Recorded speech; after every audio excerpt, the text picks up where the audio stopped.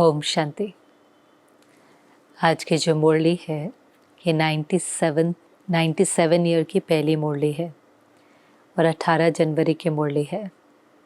और 18 जनवरी की मुरली में शिव बाबा ब्रह्मा बाबा की क्या रूरिहान है, ब्रह्मा बाबा का बच्चों के प्रति कितना प्यार है और ब्रह्मा बाबा की बच्चों से क्या आश है, वो सब सुनाते हैं।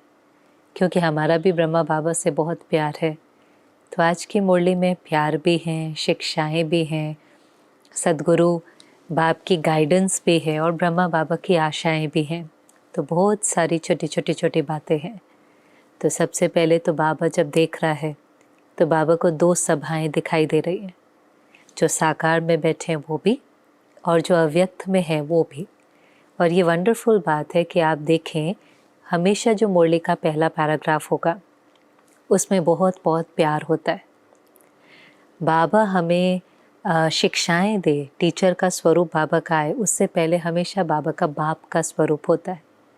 और बाबा को कोई बच्चा नहीं भूलता है, चाहे वो साकार में है, नहीं है, अव्यक्त में है।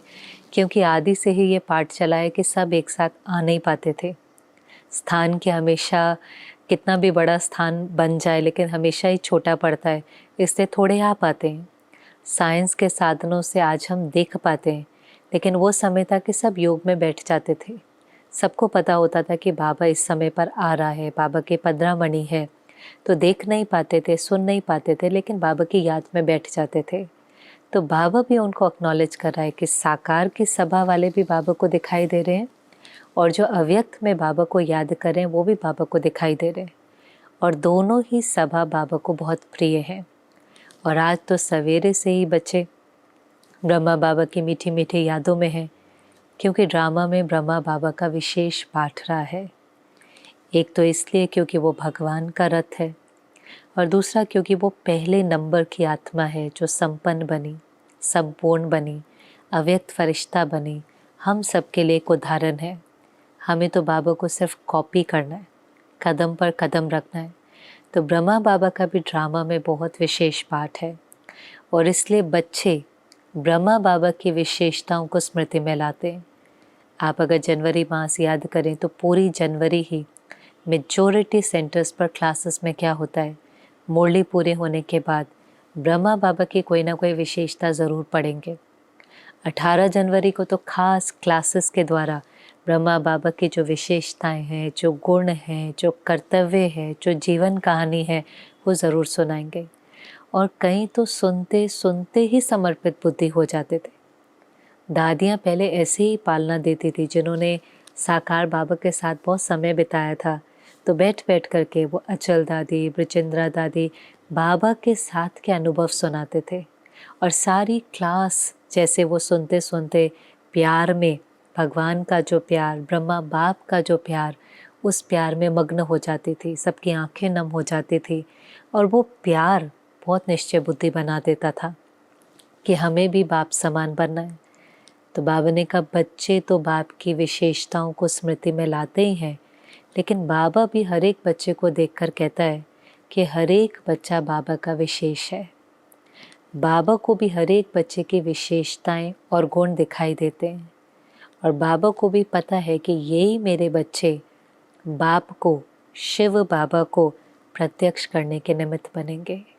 यही वो कोटों में कोई हैं, सिक्खी लदे हैं, शिव बाबा को प्रत्यक्ष करने के निमित्त हैं। तो बाबा ने कहा, सवेरे से ही सबकी मीठी मीठी बातें, मीठे मीठे उलैने, थोड़े बहुत तो उलैने भी होते हैं हर 18 जनवरी। बाबा आप तो चले गए, हमें छोड़ गए, आपने कहा था साथ चलेंगे, अब कब हम साथ चलेंगे। तो कुछ मीठी रूरिहान, कुछ उलैने, कुछ न कुछ तो अमृत वेले से ही बच्चों की जो आवाज़ है, साज है, वो बाबा तक पहुंचता है। लेकिन फिर बाबा ने कहा, देखो ब्रह्मा बाप की आप बच्चों से क्या आश है। तो ब्रह्मा बाप की यही आश है कि जैसे आपने बाबा को पहचाना और वर्षे के अधिकारी बन गए, ऐसे सब अब बाप को पहचाने। सब तरफ सेवाएं बहुत अच्छी हुई हैं, जो लगातार पिछली मुरलियों में भी बाबा कह रहा था कि डायमंड जुबली के निमित्त बहुत अच्छी सेवाएं हुई हैं। सेवा का प्रभाव बहुत बड़ा है, लेकिन सबको क्या लगता है, विद्यालय बहुत अच्छा है, ब्रह्मा कुमार कुमारियाँ बहुत अच्छी सेवा कर रहे हैं, इनका कर्तव्य बहुत अच्छा है, समाज में नई दिशा देने के निमित्त है, तो इस चीज़ की महिमा बहुत करते हैं। और पहला कदम सबने उठा लिया है। पहला कदम कौन सा है? सहयोग देना। तो आज तक भी हम देखते हैं कि कितनी आत्माएं हमारे संबंध संपर्क में हैं जो समझती हैं कि कार्य अच्छा है इसलिए सहयोग देना चाहते हैं। चाहे वो कोई बिजनेसमैन है, होटेलियर है, पॉलिटिशियन है, कोई कहेगा आप मेरा ना ये जो होटल का हॉल है यूज़ करो, कोई कहेगा आप मेरा ग्राउंड यूज़ करो, कोई कहेगा आपको कोई तकलीफ़ हो तो मुझे कहना। तो कितना प्रकार का सहयोग, कोई स्थान का सहयोग देता है, कोई साधन का सहयोग देता है, कोई धन का सहयोग देता है, कोई परमिशंस का सहयोग देता है। सहयोगी बने। सहयोगी तो तभी बनेंगे जब उनको लगता है कि कार्य अच्छा है, ये भी समझते हैं कि इनका कार्य कराने वाली कोई शक्ति है, बैकबोन में कोई अथॉरिटी है। क्योंकि 69 तक सबको लगता था कि अरे ब्रह्मा बाबा के कारण चल रहा है। बाबा के जाने के बाद सबको लगा अब कौन चलाएगा। लेकिन समय के साथ साथ जब कार्य और वृद्धि को प्राप्त होने लगा, संस्था का कार्य और विस्तार को प्राप्त हो गया, तब सबको लगा नहीं, इनके कार्य को चलाने वाली कोई शक्ति है, कोई तो बैकबोन है, कोई तो अथॉरिटी है। पर वो कौन है? बाबा ने कहा ये अभी तक स्पष्ट नहीं हुआ। ये नहीं कहते हैं कि मेरा बाबा आ गया, ब्रह्मा कुमारियों का बाबा नहीं, मेरा बाबा आ गया। वो मेरा बाबा क्यों नहीं निकलता है? क्योंकि अभी तक भी उतनी स्पष्टता नहीं है कि भगवान आ गया है, मैं उसका बच्चा हूँ और मुझे वर्षे का अधिकारी बनना है। वो चीज़ की क्लैरिटी अभी नहीं है। और बाबा को आज अंदर में होता था कि वो कहे मेरा बाबा आ गया है। तो बाबा ने कहा आपको नहीं, उन्हों को देख कर रहम आता, आपको नहीं अंदर में शुभ भावना आती कि ये भी अपना वर्षा ले ले। क्योंकि बेहद का बाप वर्षा देने के लिए आया है। और बाबा का वर्षा क्या है? अभी तो प्रत्यक्ष फल है ही, लेकिन बेहद का वर्षा क्या है? मुक्ति और जीवन मुक्ति। हर आत्मा घर जाना चाहती है, फिर जो जितना पुरुषार्थ करेगी उतना नई दुनिया में आएंगी। तो बाबा ने कहा वो मुक्ति के गेट भी कब खुलेंगे? और एक मुरली में बाबा ने कहा था जब हर देश से, हर धर्म से, हर जाति से, हर सब तरफ से कम कोई एक भी होगा जो कहेगा मेरा बाबा आ गया है, तो मुक्ति के गेट खुलेंगे, तो प्रत्यक्षता के नगाड़े बजेंगे, तो ये साइंस के साधन भी आपको नगाड़े बजाने में सहयोग देंगे और वो सीन होनी निश्चित है। बाबा ने कहा आपका भी दिल कहता है ना कि वो सीन होनी है, आप तो वो सीन देखेंगे। तो आप देखो हम कितनी सुंदर एक हिस्ट्री के पार्ट होंगे जहाँ पर ये वाली जब सीन होगी। अभी तो गुप्त पढ़ाई चल रही है। अच्छा अभी ये 97 की मुरली है, 2023 में भी हमें महसूस होता है कि अभी भी उतनी प्रत्यक्षता नहीं हुई है। अभी भी सबके दिल से ये नहीं निकलता है कि मेरा बाबा आ गया है। और निकट भविष्य में होनी तो ज़रूर है, जैसे जैसे समय अति पर जाएगा, पर हम वो सीन देखेंगे और हम वो सीन एवर रेडी होकर के देखेंगे, क्योंकि हमने समय से पहले बाबा को पहचाना, समय से पहले पुरुषार्थ करके, बहुत काल का पुरुषार्थ करके अपने को एवर रेडी बनाया। तो हम उस समय भी उन्हें कुछ ना कुछ दान देने के लिए, चाहे वो 1 सेकंड की शांति का दान है, प्यार का दान है, कोई ज्ञान के बोल हैं, वो दान देने के लिए हम एवर रेडी रहेंगे। पर वो सीन होनी ज़रूर है। और बाबा ने कहा आप भी अपने दिल और दिमाग से वो सीन देखते हो ना, जब सब कहेंगे मेरा बाबा आ गया। तो बहुत जैसे बाबा को अंदर में उमंग था कि ये वाली लहर अभी हो, ये सबके दिलों में छाप पड़े। और इसलिए बाबा ने कहा आप भी रहम दिल बनो, आपके अंदर ये शुभ भावना, शुभकामना हो, आप भी दयालु और मर्सीफुल बनो कि सब वर्षे के अधिकारी बन जाए। चलो भले योग से अपने पापों का हिसाब किताब चुकतो नहीं कर पाएंगे, क्योंकि उनके पास उतना समय नहीं होगा। ये तो हम बहुत भाग्यशाली कोटों में कोई आत्मा है जिन्होंने बाबा को पहचाना, और हम निरंतर बाबा की याद में रहने से अपने विकर्मों को विनाश कर अपने पुरुषार्थ से कर्मातीत अवस्था को प्राप्त कर रहे हैं कि हम कर्मातीत बन करके घर जाएं और ब्रह्मा बाबा के साथ पहले जन्म में नीचे राज्य करने आए। बाबा ने कहा चलो कम से कम अगर वो ऐसे निरंतर योगी बन करके अपना हिसाब किताब चुकतो नहीं कर सकते, सजा से ही चुकतो करेंगे, पर घर जाने के गेट तो खोलेंगे, तो उन पर रहम करो। क्योंकि जब आप उन पर रहम करेंगे तो आप पर रहम खुद हो जाएगा, आपका पुरुषार्थ खुद सहज हो जाएगा। क्योंकि किसी को कुछ देने के लिए क्रिएट करना पड़ता है। जब कोई चीज़ रेडिएट करनी है तो वो क्रिएट करनी पड़ेंगी। जब वो क्रिएट करते हैं तो उसका जो बल है, उसकी जो प्राप्ति है, वो सबसे पहले खुद पर होगी। अगर हम खुद के प्रति रहम दिल नहीं होंगे तो हम दूसरों के प्रति भी रहम दिल नहीं हो सकते। और रहम चाहिए। किसी को भी देख करके ऐसा क्यों कर रहा है, वैसा क्यों कर रहा है, उसमें जाने के बजाय हर एक कमज़ोर आत्मा है, लेकिन हर एक की इंटेंट में है, इंटेंशन भावना में है कि मुझे बदलना है, मुझे अच्छा बनना है, मुझे अपना बेस्ट वर्जन बनना है। चाहे भगवान को जाने ना जाने तो भी हर एक की इंटेंशन होती है मुझे और बेटर बनना है। तो उस बेटर बनने में हमें उनको सहयोग देना है, हमें उनको स्नेही सहयोगी के साथ साथ बाबा के वर्षे का अधिकारी बनाना है, बाप का परिचय देना है। और मैं समझती हूँ वो तभी होगा जो बाबा कहते हैं सन शोज फादर। हमारा स्वरूप ऐसा बन जाए कि हमारी सूरत से बाबा दिखाई दे। जब वो हमारी सूरत देखें, ये बात बाबा ने कही बहुत सुंदर, कि जब वो हमारी सूरत देखें तो उनको उसमें बाबा दिखाई दे, हमें भूल जाए। क्योंकि वो आत्मा इतना ज्ञान सुनने, शायद वो वाला पार्ट उनका नहीं है, पर जब भी कोई देखता है तो उस चीज़ का प्रभाव तो पड़ता है ना। जैसे साइंस का प्रभाव प्रूव करने से पड़ता है, स्पिरिचुअलिटी का प्रभाव पड़ता है जब वो कोई अनुभव की मूर्ति अपने सामने देखते हैं। तो जब हम बाप समान बन जाएंगे, बाप समान का मतलब क्या है? ज्ञान का सागर, प्यार का सागर, शक्तियों का भंडार, रहम का सागर। जब वो वाइब्रेशन उनको हमारे से महसूस होगा तो वो हमें भूल जाएंगे, लेकिन उनको हमारे में खुदा दिखाई देगा, हमारे में वो भगवान दिखाई देगा जो वो ढूंढ रहे हैं। है नहीं, लेकिन बाप समान बनना पड़ेगा। तो उनको होगा इनको ऐसा बनाने वाला कौन है। सन शोज फादर। जैसे जब कोई पेंटिंग देखते हैं बहुत सुंदर लगे तो कहते हैं ये किसने ड्रॉ करी है। कोई बिल्डिंग देखते हैं बहुत अच्छी लगते हैं, कहते हैं ये इसका आर्किटेक्ट कौन है। कोई फिल्म देखते हैं बहुत अच्छी लगती है, कहते हैं इसका डायरेक्टर कौन है। लेकिन छाप पहले फिल्म की पड़ी, छाप पहले पेंटिंग की पड़ी, छाप पहले बिल्डिंग की पड़ी। खाना कुछ खाते हैं, कहते हैं बहुत टेस्टी है, किसने बनाया। पहले खाने की पड़ी, फिर खाना बनाने वाले की पड़ी। ऐसे पहले छाप रचना की पड़ेगी, रचना की छाप पड़ेगी तो रचता को जानना ज़रूर चाहेंगे और रचता से भी वो वर्षा लेना चाहेंगे। भाग्य एक बार दिखाई देगा ना कि अच्छा हम भी इनकी तरह बन सकते हैं, तो हर प्रकार का त्याग करने के उनके दिल होंगे। लेकिन बाबा ने कहा, बाबा की आश तो ये है, पर बाबा बच्चों में देखता क्या है? युद्ध में ही लगे हुए हैं। निरंतर योगी होने के जगह अब बाप समान बनना है। सूरत में हमारे बाप दिखाई दे, हम नहीं दिखाई दे, वो हमें भूल जाए और बाप दिखाई दे। और अगर हम अंदर युद्ध में होंगे तो ये तो नहीं हो सकता।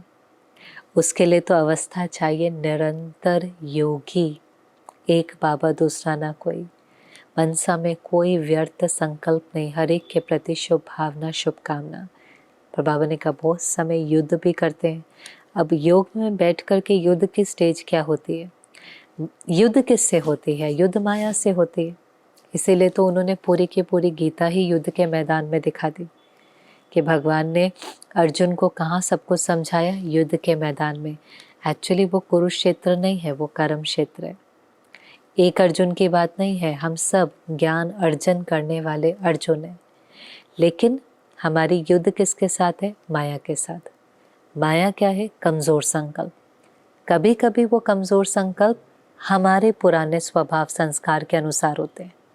हमारे को क्रोध आया, हमारे को ईर्ष्या आई, हमारी किसी से अटैचमेंट है, हमारा आलस्य, तो हमारा पुराना स्वभाव संस्कार हमारे व्यर्थ का कारण बन जाता है।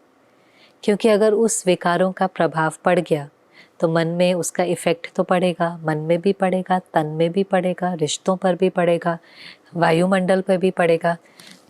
लेकिन ये हमारी युद्ध है माया के साथ। तो एक हमारे पुराने संस्कार और दूसरी आ जाती है दूसरों की माया, उनके पुराने स्वभाव संस्कार। तो उनको देख करके भी हम ऐसे कहते हैं, ये ऐसे क्यों करता है, ये वैसे क्यों करता है, ऐसा वैसा क्यों क्या। जो बाबा बहुत बार कहता है कि बच्चे फुल स्टॉप लगाओ, क्वेश्चन मार्क नहीं, कॉमा नहीं, आश्चर्य नहीं, फुल स्टॉप। ड्रामा में हर आत्मा का अपना अपना पार्ट है। कुछ कहना है सभ्यता से कहो, शिक्षा देनी है रहम के साथ दो, लेकिन किसी के पाठ को देख करके क्यों क्या नहीं करो। और इसको गहराई से जब हम साइलेंस में समझेंगे तो ही हम उन आत्माओं को एक्सेप्ट भी कर पाएंगे, क्योंकि वो सब आत्माएं हमें मिलाकर बहुत लंबी यात्रा पर हैं। बहुत हमारे अलग अलग अनुभव हैं, बहुत अलग अलग यात्राएं रही हैं, इसलिए हमारा देखने का नज़रिया, वृत्ति, दृष्टि, परसेप्शन बहुत अलग है। और हम आज भी उस अलग परसेप्शन से ही हर चीज़ देखते हैं, इसलिए हम सेम नहीं हो सकते। जो बात मुझे राइट लगेंगे आपको गलत लगेंगे, जो मुझे गलत लगेंगे आपको राइट लगेंगे। हम सब श्रीमत के एक धागे में तो बंधे हुए हैं, उसके बाद भी हम अलग अलग हैं, उसमें भी हमारा थोड़ा थोड़ा जो मतें हैं वो अलग हो जाएंगे। इसलिए हर एक के प्रति एक्सेप्टेंस, हर एक के प्रति रिस्पेक्ट और हर एक के प्रति रहम की भावना। क्यों क्या ऐसे वैसे नहीं। हमें उनके संस्कारों को बहुत समझने की भी कोशिश नहीं करनी चाहिए। वो खुद भी अपने संस्कारों को नहीं समझ पाते। जैसे हम कितनी बार कहते हैं कि मैं ये करना नहीं चाहता पर हो जाता है, तो वो कोई पुराने संस्कार का प्रभाव इतना होता है कि हम उसके वश होकर के हमसे हो जाता है। चाहे क्रोध है, चाहे लोभ है, चाहे कुछ भी है, आकर्षण है। ऐसे वो भी तो अपने पुराने संस्कारों के वश हैं। वो भी कितनी बार चाहते नहीं है पर उनसे हो जाता है। जैसे हमसे हो जाता है तो हमारी इच्छा होती है कि सामने वाला रहम दिल हो, ऐसे जब उनसे हो जाता है तो उनकी भी इच्छा होती है कि सामने वाला रहम दिल हो। तो इसलिए बाबा कहते हैं कि ये युद्ध में तो समय वेस्ट होता है। ये माया के साथ युद्ध करते करते तो सारी समर्थी ही खत्म हो जाती है। फिर बाबा को भी कहेंगे बाबा इसको ठीक कर दो, उसको ठीक कर दो, आप आकर के मदद करो। तो लव का अनुभव नहीं करते, बाबा के प्यार का अनुभव नहीं करते। सॉरी। लेकिन बाबा के प्यार का अनुभव करने के जगह आत्मा अपने व्यर्थ से ही लड़ रही होती है। युग का समय पूरा हो जाता है और समर्थी आने के जगह हमारी जो शक्ति है वो नष्ट हो जाती है। इसलिए बाबा ने कहा कि बच्चे आप अपनी माया को भगाने की मेहनत करो। जब आप शुभ संकल्प करेंगे, आपकी वृत्ति शुभ होगी, आपके वाइब्रेशन शुभ होंगे, तो सामने वाले की माया भी भाग जाएंगे।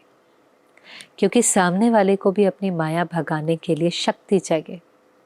तो जब हम अच्छे बनेंगे, हमारा वाइब्रेशन अच्छा बनेगा, तो वो वाइब्रेशन का सहयोग उस आत्मा को भी परिवर्तन होने में मदद करेगा। ये हमें बहुत गहराई से समझना है कि हम जितने एम्पावर्ड होंगे, जितने हल्के होंगे, जितने हमारे संकल्प श्रेष्ठ होंगे, हमारा वाइब्रेशन प्योर होगा, उसका सहयोग सिर्फ हमें नहीं मिलता, उसका सहयोग हमारे आसपास आने वाली हर आत्मा को मिलता है। दूर दूर तक आत्माओं को उसका सहयोग मिलता है। उस वायुमंडल में जो आता है वो एम्पावर्ड होता है। उसका सहयोग हमारे तन को भी मिलता है, अन्य आत्माओं को भी मिलता है। इसलिए स्वचिंतन, बाबा कहते हैं पर चिंतन नहीं करो। दूसरों का चिंतन करना भी है तो शुभ चिंतन। इस मनसा में बाबा ने किसकी छुट्टी दी है? स्वचिंतन की, शुभ चिंतन की और परमात्मा चिंतन की। पर चिंतन की तो छुट्टी नहीं दी है, पर वो पर चिंतन है जो हमें योगी से योद्धा बना देता है। वो पर चिंतन है जो हमारी सारी समर्थी खत्म करके हमें निराश, कमज़ोर, दिल शिकस्त बना देता है। तो इसलिए खुद के ऊपर अटेंशन लाकर क्यों क्या ऐसे वैसे को फुल स्टॉप, विदाई देनी है। जैसे बाबा ने कहा बहुत सुंदर कि देखो 96 पूरा हो गया। अब कोई 96 बोलेगा तो आप कहेंगे नहीं नहीं अभी 97 चल रहा है, 96 को तो हमने विदाई दे दी। ऐसे ही आज के दिन पर बाबा से दिल से प्रतिज्ञा करो, मैंने विदाई दे दी। बाबा की मदद मिलती है। जिस समय बाबा कहता है, कितनी मुरली होती है, बाबा कहता है हाथ खड़ा करो, पक्का प्रॉमिस करो, जाते जाते भूल तो नहीं जाएंगे, ट्रेन में संकल्प कमज़ोर तो नहीं हो जाएगा, दृढ़ संकल्प करो। बाबा बल दे रहा है। और उस समय अगर हम बाबा की बात को स्वीकार करें, दृढ़ता का ठप्पा लगाएं, रोज़ स्मृति स्वरूप बने, उस बात को अमृत वेले रोज़ अपने को याद दिलाएं, बाबा की बहुत मदद मिलती है। क्योंकि बहुत वंडरफुल लाइन थी। बाबा ने कहा, कहीं कहीं लाइन तो बोले कि बहुत वंडरफुल होती है, कि क्योंकि आपने भी बाबा को दिल से माना है, दिल से कहा है मेरा बाबा, दिल से माना है, दिल से बाप समान बन रहे हो, इसलिए बाबा भी आपको दिल की मदद देता है। अगर हम बहुत सच्चे होते हैं ना, तो कितना भी उतार चढ़ाव हो, बाबा भी हमें छोड़ता नहीं है। जिसके दिल में सच्चाई और सफाई है, निश्चय बुद्धि है, हम ऊपर नीचे होंगे, बाबा पकड़ लेता है, बाबा सहयोग देता है, बाबा किसी न किसी आत्मा को निमित्त बना देता है। आखिर तो बाबा जादूगर है ना। लेकिन वो जादू कैसे हो रहा है? क्योंकि दिल की सच्चाई सफाई है, दृढ़ता की शक्ति है, हिम्मत का पहला कदम बढ़ाया है। बाप की मदद न मिले ऐसा हो नहीं सकता, क्योंकि बाप आया किस लिए है? बच्चों को मदद करने के लिए, बच्चों को पवित्र बनाने के लिए, बच्चों को वापस ले जाने के लिए। तो हमने दिल से अगर बाबा को माना है, तो बाबा ने भी तो दिल से मेरा बच्चा कहा है ना। जैसे माता पिता भी जब तक बच्चे सेटल नहीं हो जाए, किनारा नहीं करते, पालना करते जाते हैं, मेरा बच्चा सेट हो जाए। ऐसे हम भी पूरे वर्षे के अधिकारी बन जाए, ये बाप की दिल होती है। तो बाबा भी कहेंगे हाथ उठाओ, आपका फ़ोटो निकल रहा है, बाबा बाद में आपको ये फ़ोटो भेजेंगा। किसी तरह बाबा हमको कन्विंस करता है कि आपको करना ही है। नहीं तो बाबा ने कहा, बाबा तो बच्चों की बहुत रंगत देखता है। अभी अभी कहेंगे, अरे मीठे बाबा, प्यारे बाबा, क्या कहूँ, आप ही मेरे संसार हो, मैं कितनी भाग्यशाली हूँ। और 2-4 घंटे के बाद कोई परिस्थिति आती है तो उसके प्रभाव में आकर के भूत आ जाता है। कौन सा भूत तो आपको पता है, किसी को क्रोध का भूत, किसी को ईर्ष्या का भूत, किसी को लोभ का भूत, ये भी तो भूत है। और इसलिए बाबा ने कहा वो भूतनाथ का मंदिर भी है, क्योंकि आत्मा तो वही है जो भूतनाथ भी बनती है और लक्ष्मी नारायण भी बनती है। लेकिन वो आत्मा जिस समय गिरती है, विकारों के वश होती है तो वही पूज्य आत्मा जो पुजारी और कंगाल बन जाती है। इसलिए बाबा कहते हैं ना, चंडिका देवी का मंदिर भी है, आज बाबा कहता है भूतनाथ का मंदिर भी है।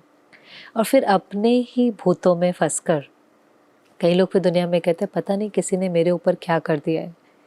कोई हमारे ऊपर कुछ नहीं कर सकता।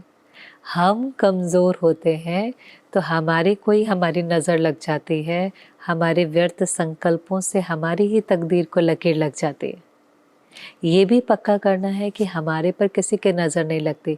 माना ऐसे थोड़ी ना मैं किसी को बोलूँगी कि ये बीमार हो जाए, ये बीमार हो जाए, तो वो बीमार हो जाएगा। लेकिन अगर मैं कमज़ोर हूँ और सामने वाला कोई मेरे लिए संकल्प करता है ये बीमार हो जाए, इसका बिजनेस ख़राब हो जाए, मैं कमज़ोर हूँ, उसका वाइब्रेशन मुझे पहुँचता है और मैं सोचने लगता हूँ किसी ने मेरे ऊपर कुछ कर दिया, किसी ने मेरे बिज़नेस के ऊपर कुछ कर दिया, किसी ने ना मेरे शरीर पर कुछ कर दिया, मेरी तबीयत अभी ठीक रहती नहीं है, तो मेरे ही संकल्प मेरी तकदीर को लकीर लगा देते हैं।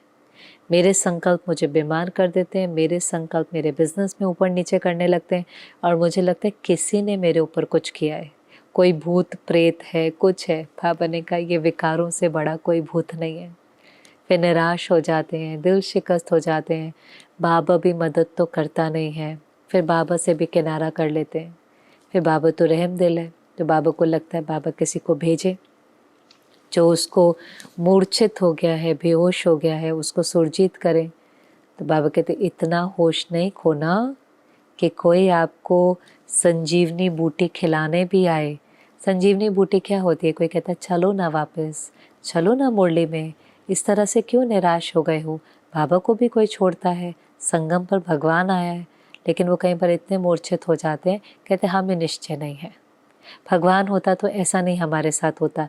ये नहीं पता कि हमारी कमज़ोरी के कारण ये हुआ, हमारे विकारों के वश होने से ये हुआ, हमारी कमज़ोरी से इस परिस्थिति ने जन्म लिया। लेकिन इजी होता है ना ब्लेम शिफ्ट करना, तो दुनिया में कोई नहीं मिलता तो फिर ऊपर वाला उसकी मर्जी से सब कुछ होता है। तो कहेंगे बाबा उस समय कहाँ था, बाबा ने तो मदद करी नहीं। पर बाबा कैसे मदद करता है?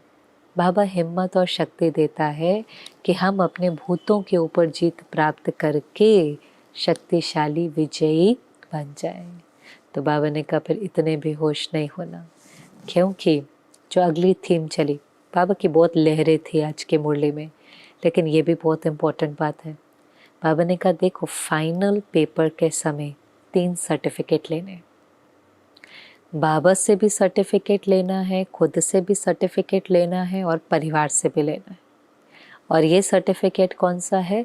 संतुष्टता का सर्टिफिकेट। अब बाबा भी बहुत चतुर सुजान है, बाप और बच्चों का तो बहुत प्यार है, तो बाबा ने 2 नहीं रखे, सिर्फ बाप और बच्चे से, क्योंकि उसमें तो हम क्या करते कि नहीं बाबा तो मेरे से संतुष्ट है, मैं भी खुद से संतुष्ट हूँ। पर तीसरा वाला कौन सा है? परिवार मेरे से संतुष्ट है कि नहीं है, क्योंकि ये संस्कारों का जो टकराव है वो तो परिवार में ही होता है।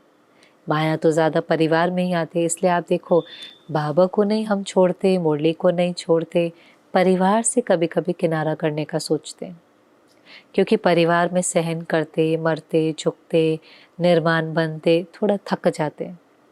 लेकिन राजधानी में भी तो परिवार है। तो ये बाबा की जैसे कहें बच्चों के प्रति आज्ञा ही है कि बच्चे परिवार में ही रहना है, अलौकिक परिवार भी नहीं छोड़ना, लौकिक परिवार भी नहीं छोड़ना, लेकिन संस्कारों के टकराव की जगह संस्कारों की रास कर दी कि आपको परिवार से भी सर्टिफिकेट मिले। और इस मुरली में नहीं, लेकिन एक मुरली में बाबा ने कहा था कि बाबा से सर्टिफिकेट उसको मिलेगा जो बाबा की हर श्रीमत पर एक्यूरेट चलेगा। परिवार से सर्टिफिकेट तब मिलेगा जब परिवार को रिगार्ड देंगे और रिगार्ड लेंगे। चाहे परिवार की कोई भी आत्मा है, छोटी बड़ी, कोई भी उसका पार्ट है, कैसा भी उसका पुरुषार्थ है, लेकिन रिगार्ड देंगे और रिगार्ड लेंगे। और खुद से सर्टिफिकेट तब ले पाएंगे जब हमेशा स्वमान की सीट पर सेट होंगे, उस श्रेष्ठ शान में होंगे, देह के भान में नहीं होंगे, स्वमान की सीट पर सेट होंगे, श्रेष्ठ सीट पर सेट होंगे। कभी भी, क्योंकि उस सीट पर सेट होंगे तो हलचल में नहीं आएंगे, अचल अडोल रह पाएंगे, तो खुद से भी अपने पुरुषार्थ से भी संतुष्ट होंगे। तो तीनों सर्टिफिकेट लेना ज़रूरी है, क्योंकि बाबा ने कहा यहाँ अगर परिवार की आत्माएं आपको स्नेह देंगी, रिगार्ड देंगी, तो ही भक्ति मार्ग में आपकी जो पूजा है वो रिगार्ड और स्नेह से होंगी। यहाँ के पुरुषार्थ का कनेक्शन सारे कल्प में है। यहाँ के पुरुषार्थ की जो प्रारब्ध है वही हम सारे कल्प में भोगते हैं। तो राज्य अधिकारी भी यहीं बनते हैं, प्रजा भी यहीं बनाते हैं और भक्त भी यहीं तैयार होते हैं। तो यहाँ जितनी आत्माएं हमें स्नेह अभी देंगे, सम्मान देंगे, हमारे से संतुष्ट होंगे, तो बाबा ने कहा भक्ति में भी उतनी संतुष्टता से, उतने स्नेह से, उतने रिगार्ड से आपकी पूजा करेंगे, काम चलाव नहीं करेंगे। और हम भक्ति में देखते भी हैं, लाला की देखो कितने प्यार से पूजा करते हैं, उठाना, खिलाना, दातुन कराना, झूला झुलाना, सुलाना, नई नई ड्रेस रोज़ पहनाना, कितने प्यार से, काम चलाव नहीं, प्यार से। कोई नहीं देख रहा है तो भी हर एक अपने घर में बहुत प्यार से करता है। और कभी कभी जो बाबा कहता है इतने लाखों सालिग्राम बना देते हैं, पाइप से ही उनको नहला देते हैं। तो सब प्रकार की सेवा है, लेकिन यहाँ जितना संतुष्ट किया होगा परिवार को, परिवार कैसे संतुष्ट होता है? प्यार से। मैं समझती हूँ कि हर एक की संतुष्टता, जब वो हमारे से संतुष्ट होते हैं तो वो सहयोग देते हैं। ये एक निशानी है, अगर कोई आत्मा मेरे से संतुष्ट होगी तो वो मुझे सहयोग देगी, अगर वो संतुष्ट नहीं होगी तो वो किनारा करने की कोशिश करेगी, सहयोग नहीं देंगे, विड्रॉ करने की कोशिश करेंगे, क्योंकि उसको मेरे संग में आकर के अच्छा नहीं लगता। और हर आत्मा को क्या चाहिए? प्यार। जब हमारे दिल में हर एक के प्रति शुभ भावना होगी, शुभ कामना होगी, हमारी वृत्ति में हर एक की विशेषता होगी, हम हर एक को वैल्यू करेंगे, हमें ये स्मृति होगी कि ये भगवान की पसंद है, हम बहुत ज़्यादा उनसे अपेक्षा नहीं रखेंगे, कंट्रोल नहीं करेंगे, सफोकेट नहीं करेंगे, तो नेचुरल सी बात है कि वो आत्मा हमारे से संतुष्ट होगी। पर इसमें बहुत मेहनत है ना, क्योंकि वो आत्माएं कमज़ोर होती हैं, तो हमारी वृत्ति में उनकी कमी बैठ जाती है। फिर उसकी कमी का चिंतन करते करते हमारा जो वाइब्रेशन उनके पास जाता है वो शुभ भावना का नहीं होता, वो तो रिजेक्शन का होता है, जजमेंट का होता है, क्रिटिसिज्म का होता है। वो भी तो एक वाइब्रेशन है। मन में ही मैं किसी के प्रति क्रिटिकल हूँ, ये ऐसे क्यों करता है, ये वैसे क्यों करता है, इसको तो बिल्कुल समझ नहीं है, इसको ऐसे नहीं ऐसे चलना चाहिए। क्रिटिकल, जजमेंटल, पर मुझे नहीं लगता ये राइट है, मुझे नहीं लगता इसको ये मिलना चाहिए। जजमेंटल, क्रिटिकल, या व्यर्थ किसी के बारे में सोचना, नेगेटिव, तो वो वाइब्रेशन भी पहुंचता है। तो जब भावना में शुभ नहीं है तो वो आत्मा भी, हम कितना भी प्यार से बात करें, प्यार कोई अभी बाबा ने समझा दिया, ये कोई ऐसा प्यार नहीं है कि हमने किसी को गिफ्ट दिया तो वो खुश हो जाएगा, ये बहुत टेम्प्ररी होता है, अल्पकाल का होता है। किसी को चांस दिया, किसी को प्रिविलेज दी, नहीं, कुछ भी नहीं हम करें, लेकिन अगर हमारे दिल में उसके लिए शुभ भावना और शुभ कामना है तो वो आत्मा हमारे समीप आएंगे।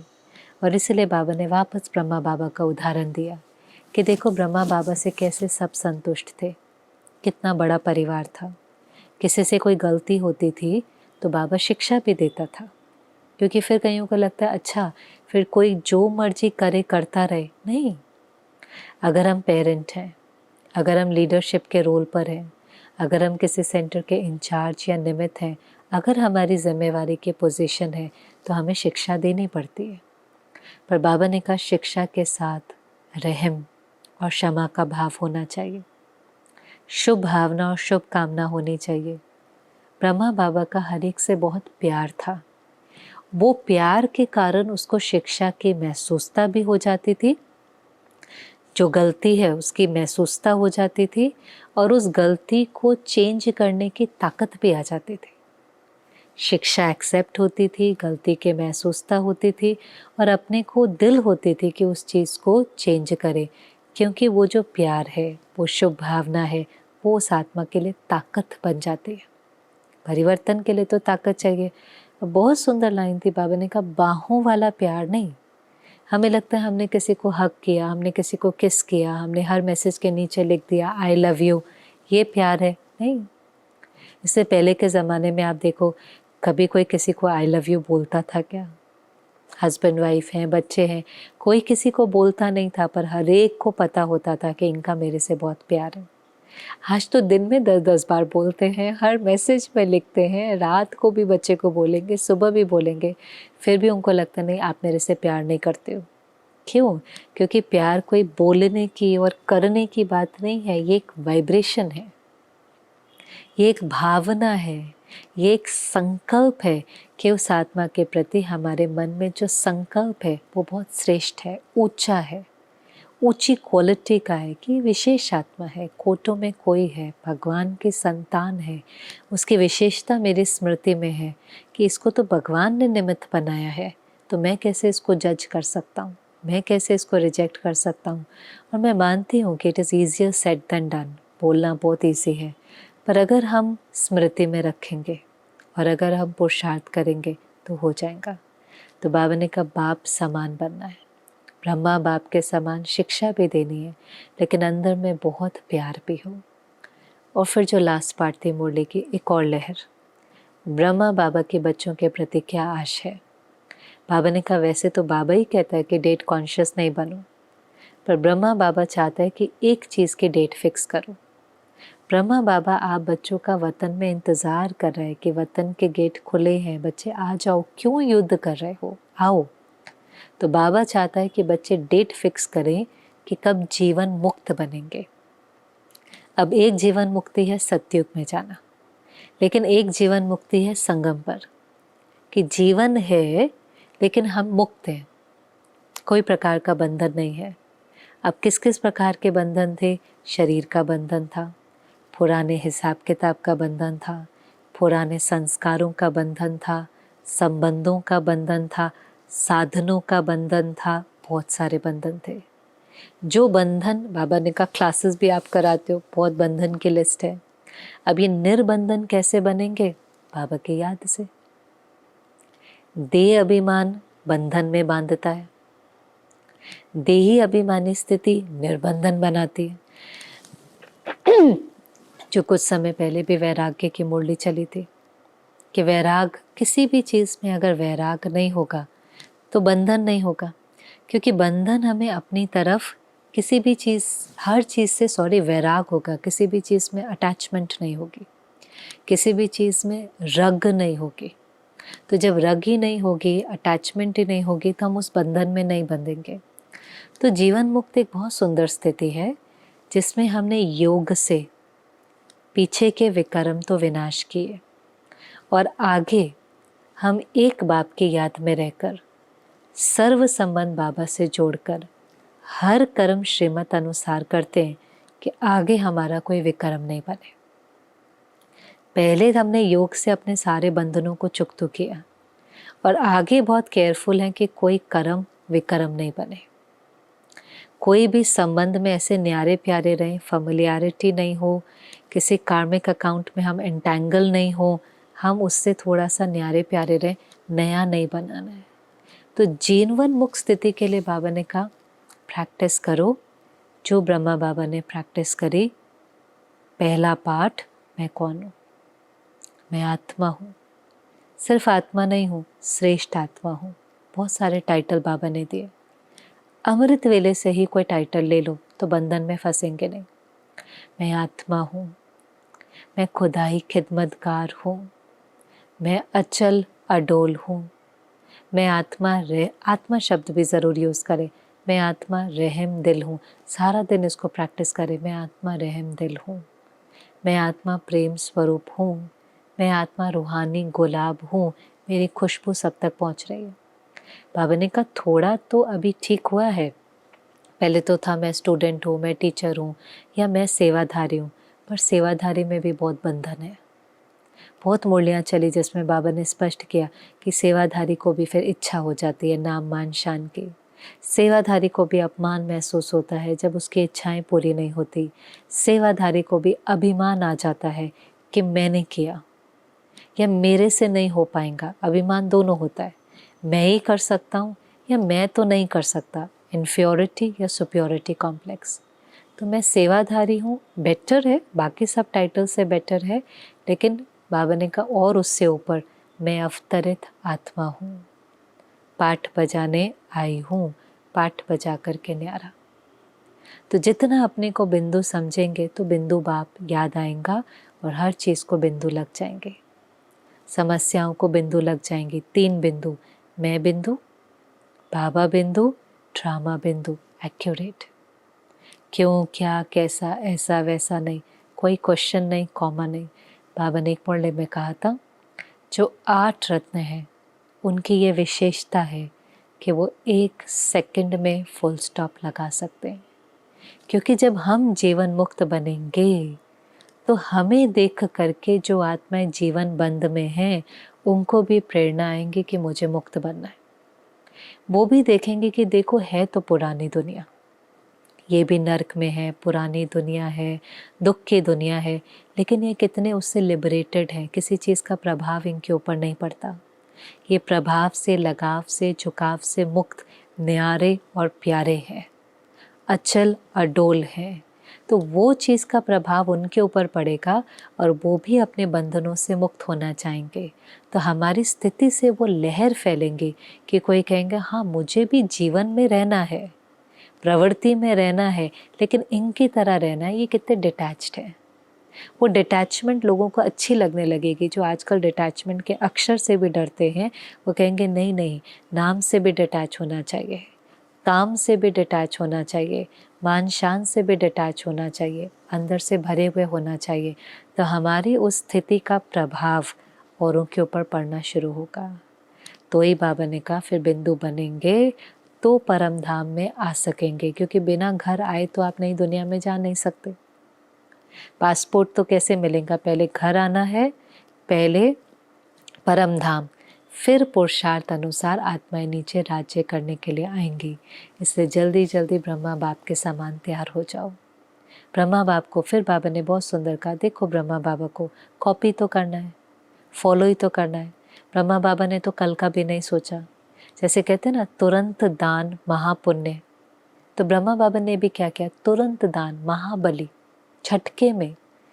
पहला कदम है बाबा का समर्पण था। पता चला भगवान आया है, नई दुनिया की स्थापना कर रहा है, तो पहला कदम तन मन धन संबंध संपर्क सबके साथ पूरा समर्पित हो गया। ये तो नहीं सोचा ना कल क्या होगा, कल की चिंता तो नहीं करी। और क्योंकि तुरंत दान महापुण्य, तुरंत पूरा समर्पित, सिर्फ धन नहीं, पूरा परिवार सहित, तो नंबर 1 बन गया। एक बल एक भरोसे से चला तो कोई कमी थोड़ी नहीं आई। बाबा ने भी तो फिर हर चीज़ में मदद की ना, शिव बाबा ने। तो पूरा समर्पित होने के बाद भी कोई चिंता नहीं, बेफिक्र बादशाह, क्योंकि एक बल एक भरोसा था।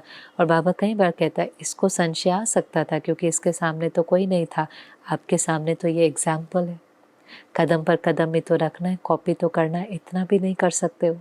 तो अंदर में लक्ष्य हो, मुझे बाप समान बनना है, थोड़ा बहुत नहीं। जब भगवान मिला है तो क्यों नहीं हम फर्स्ट डिवीज़न में जाएं। फर्स्ट नंबर को देखते देखते फर्स्ट डिवीज़न में तो आ ही जाएंगे ना। माया थोड़ा सा आकर्षित करती है, ठीक है, ज्ञान में भी चल लेते हैं, थोड़ा बहुत बाहर के भोगों का सुख भी ले लेते हैं, नहीं, अतीन्द्रिय सुख लेना है, हमें माया की किसी आकर्षण में नहीं फंसना है। ना देह का बंधन, ना देह के संबंध, ना देह के पदार्थ, ना देह की दुनिया, ना देह के पुराने संस्कार, ना साधन। पूरा त्याग, संपूर्ण त्याग, फिर तपस्या, फिर उससे सेवा, फिर उससे बहुत श्रेष्ठ भाग्य। 21 जन्मों का वर्षा और उसके बाद भी पूरे कल्प में बहुत श्रेष्ठ भाग्य, इसकी भगवान गारंटी करता है। लेकिन थोड़ा थोड़ा नहीं, छाट को सोच सोच करके समर्पित नहीं, बस अब मैं बाबा का बन गया, अब जो बाबा की श्रीमत है, ब्रह्मा बाप को कॉपी करना है, फॉलो करना है। पहला कदम था समर्पण था, दूसरी थी सहनशीलता, करते जाएंगे आज्ञाकारी वफादार, तो धीरे धीरे बाप समान बने जाएंगे। और फिर लास्ट में हर मुरली में बाबा अशरीरी स्थिति की ड्रिल करा रहा है। फिर बाबा ने ड्रिल कराई, बच्चे 1 सेकंड में न्यारे हो जाओ, यही आपको कर्मातीत बनाएगा। 1 सेकंड में सेवा का भी संकल्प नहीं चले, देह का भी संकल्प नहीं चले, कारोबार का भी संकल्प नहीं चले, मैं आत्मा मेरा बाबा। इतनी जल्दी फुल स्टॉप लगे, सोचना है तो सोचे, नहीं तो फुल स्टॉप, कर्म करना है तो करें, नहीं तो फुल स्टॉप, सेवा भी अपनी तरफ आकर्षित नहीं करें।